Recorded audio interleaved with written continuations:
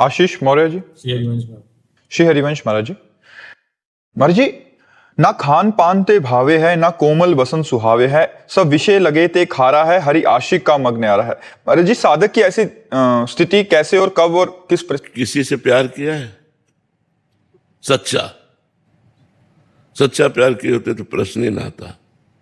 उसके देखे बिना चैन नहीं पड़ता, उसकी बात सुने बिना चैन नहीं पड़ता। वही गली अच्छी लगती जिसमें हमारा प्यारा होता है।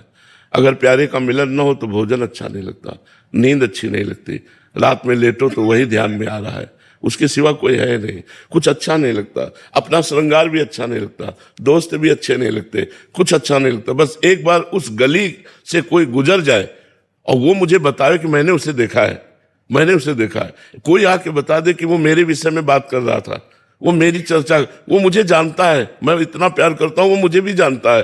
बस उसकी बात, उसकी चितवन, उसकी मुस्कान, उसी का देखना, उसी का सुनना, उसी का बोलना, तब खान पान नहीं भावे है, नहीं कोमल वसन सुहावे है, सब विषय लगे ते खारा है। आशिक शब्द का प्रयोग किया गया है। हरि आशिक, आशिक जो होता है ना, आशिकी एक बड़ी गजब की चीज होती है, संपूर्ण संसार से राग छुटवा कर एक में प्रकट कर देती है। एक धनुर्दास जी थे, उनको अपनी पत्नी में बहुत प्यार हो गया था।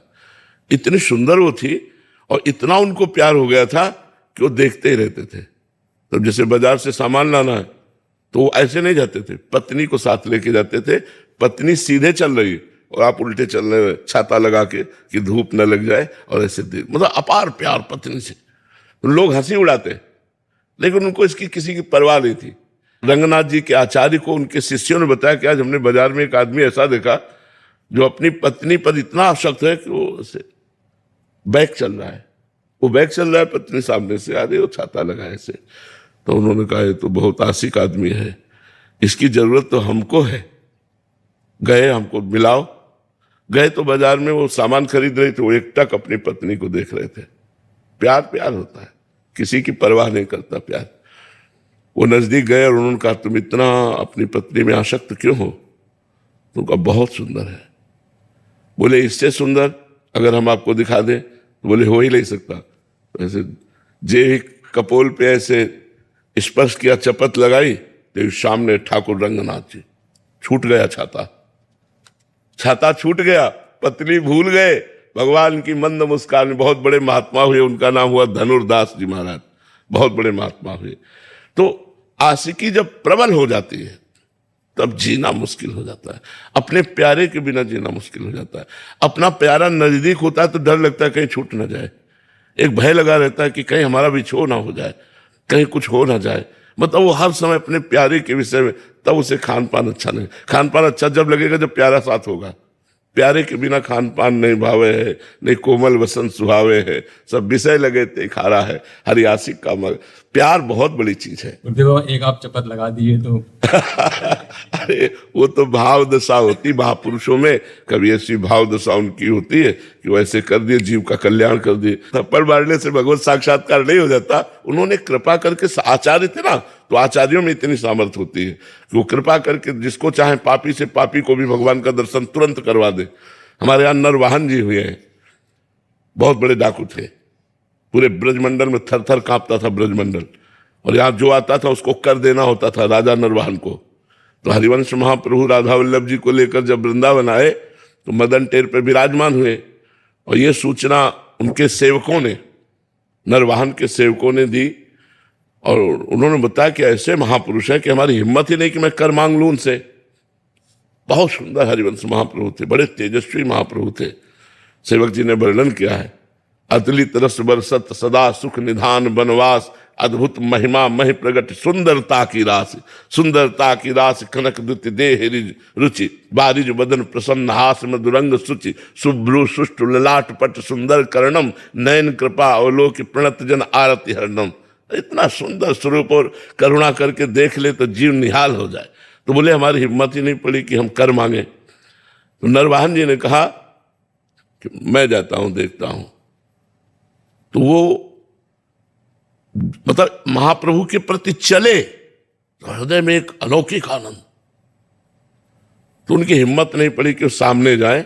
झरोखे से देखा कि महाप्रभु राधा वल्लभ जी का श्रृंगार कर रहे, कभी किसी को प्रणाम नहीं किया था, बस प्रणाम किया और मन से हरिवंश महाप्रभु को गुरु माना और राधा वल्लभ जी को इष्ट माना और जपने लगे राधा वल्लभ श्री हरिवंश राधा। ये महापुरुषों का चमत्कार, राधा वल्लभ श्री हरिवंश, राधा वल्लभ श्री हरिवंश।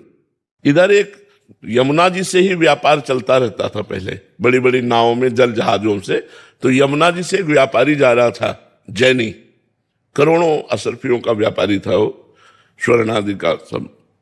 तो नरवाहन के हजारों सैनिकों ने आक्रमण करके उसके सैनिकों को मार डाला, उसको बंदी बना लिया, उस व्यापारी को, और कहा तुमसे कर मांगा था, कर नहीं दिया, हमसे युद्ध किया, इसलिए जितना माल है इससे डबल माल हमारे पास पहुंचाओगे तब तुम्हें छोड़ेंगे, नहीं तो फांसी की सजा देंगे। और उसको जेल में बंद कर दिया।